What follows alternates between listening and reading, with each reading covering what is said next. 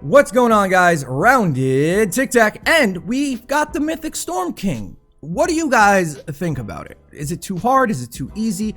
I think it's perfect. It's a very difficult fight, but it's still a lot of fun to do. And speaking about how difficult it actually is, I know that not everybody's going to be able to do it, but that's where I come in. I stream 5 days a week over at twitch.tv/roundedtiktak.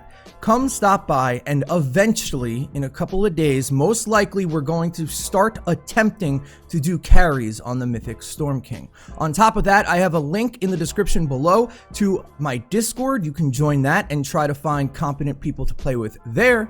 And lastly, you can always use the comment section here and see if you can find anybody. But just wanted to put that out there in case you're looking for help. Those are the places I can do it. Let's get into the Mythic Storm King tips and tricks.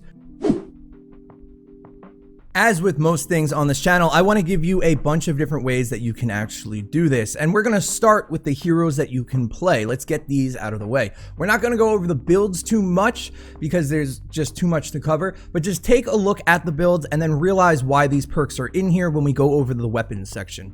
Hang Time, Cassandra, Lynx, the best go-to character for the entire event. Not the only one, so don't worry if you do not have her. She has Kunai Storm, grants her a hover for 4 seconds and increases the damage by 140%. This is key. The reason this is key is because the floor kills you. We're going to bring Blast from the Past and Saurian Hide and Saurian Might. We're going to be basically using 3 weapons, and those 3 weapons on this character are the Atomizer with faster explosion, Sure Shot with the old Betsy, and hardware crit rating for the surround pound. You do not need these weapons, but if you do have them, I would highly suggest using a build like this. Switch out these perks right here for whatever you do have. So if you have a Scythe and you don't have a surround pound, use Scythe crit rating, etc. Assault Rifle if you have a bundle bust. All builds are going to follow that exact rule. So that stays the same. Blast from the Past gives you a ton of survivability. You have tankiness, you have bonus damage, bonus damage, bonus damage, and crit rating for the horns. The next one we're going to take a look at is Special Forces Jonesy. This is the hardest character to play. You do not have any mobility, and building up, as you'll see during the tips and tricks section, is very difficult to do with him. So if you have a player who's kind of better on the whole team, give this character to him. The reason we're using him is fight or flight. Warcry grants 25% move speed and weapon damage, not ranged weapon damage.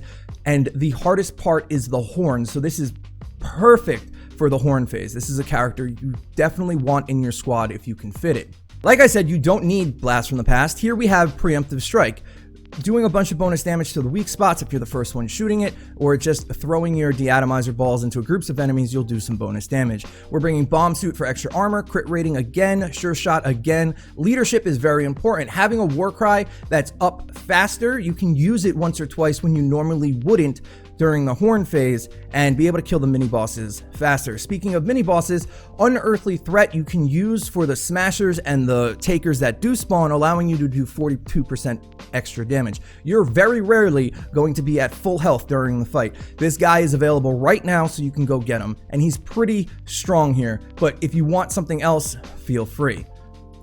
The name of the game is Utility, and with Utility comes Main Stage Quinn. She has a Shock Tower, a Teddy, and she has a way to do a ton of bonus damage. There is some metal on the map to farm. You will usually end up with 20 to 30 biscuits, as she has a 100% chance to gain them. Since she does, and she can do a ton of damage with totally rocking out, she's going to be your main DPS character for the crystals. Again, I personally like the old Betsy, so we're bringing sniper perks, but switch these for whatever weapon you may have.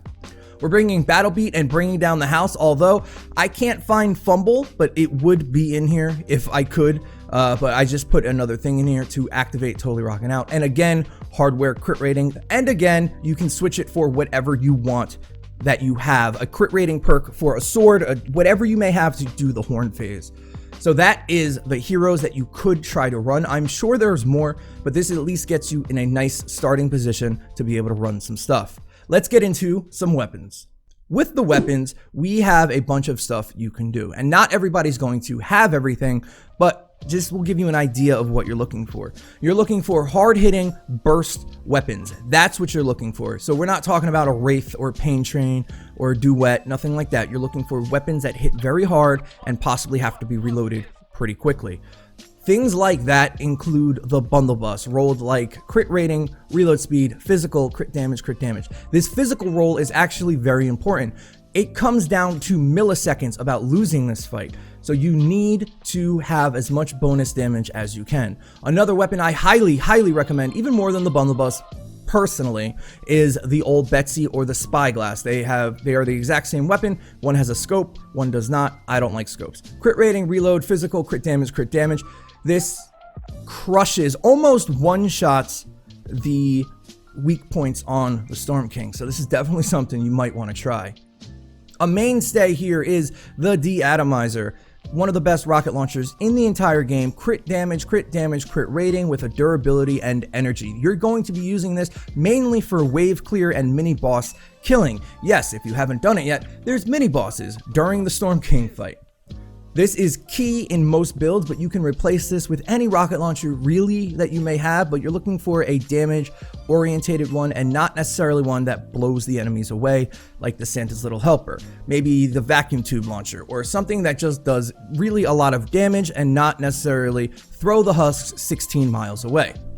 Mathematically speaking, you're going to be looking for the surround pound for the horn phase, rolled as crit rating, attack speed, crit damage, crit damage. You need to crit the horns. If you crit the horns with some of the builds that I showed you, you'll be hitting for about 1200 a swing, which is key. The hardest part about the entire fight is the horn phase. If you do not have this, the same rules apply. You're looking for hard-hitting weapons that do a ton of damage. The Smasher Basher, the new mythic hammer if you happen to have it. I hear the black metal scythe is really good. Those kind of weapons are what you're looking for. You need to be able to do as much DPS as humanly possible before the horns knock you off, because if you cannot one phase the horns, you will insta-wipe. But that's just a quick look at some weapons you can strive to get to make this fight just a little bit easier.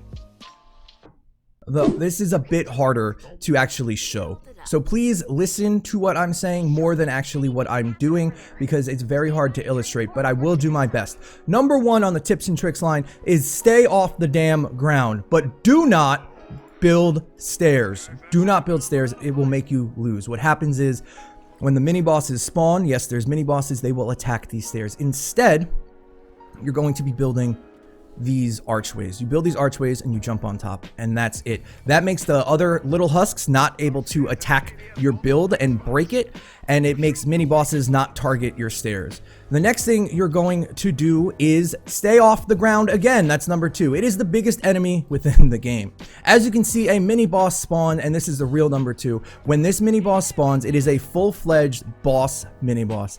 As it spawns, a storm will start closing in to the battleground. You have to stay out of it. It ticks for a ton of damage. In fact, let's just see how hard this thing hits. I'm curious. I couldn't really tell, but a ton of damage. Also, the water does damage to you a lot. So that's why we are staying off the ground.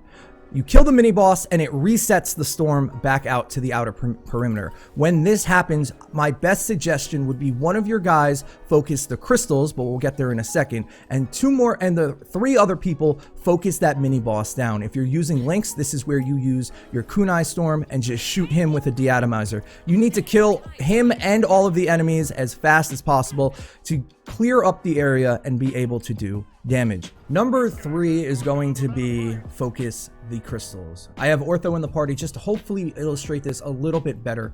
So we're going to build our archway, we're going to build up, and we're going to focus him down. We're waiting for the crystals to actually spawn. Please be aware to avoid that. Let me go res Ortho.